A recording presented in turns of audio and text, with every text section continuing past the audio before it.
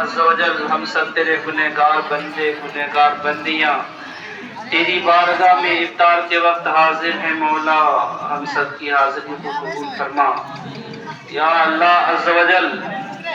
حضور نبی کریم صلی اللہ علیہ وسلم کے طفیل ہمیں اعمال خیر کرنے کی توفیق عطا فرما یا اللہ عز و جل۔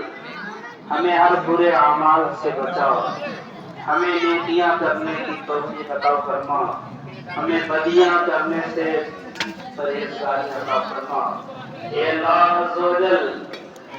جتنے بھی مسلمان جہاں کہیں بھی رہتے ہیں مولا تیرے لیے روزے رکھتے سب کے روزے کو قبول فرما اے اللہ۔ تجھے میری ذات پر بھروسہ کرنے والا پورا اعمال زندگی میں عطا کر یا اللہ عز و جل۔ حلال روزی کے دروازے چاروں طرف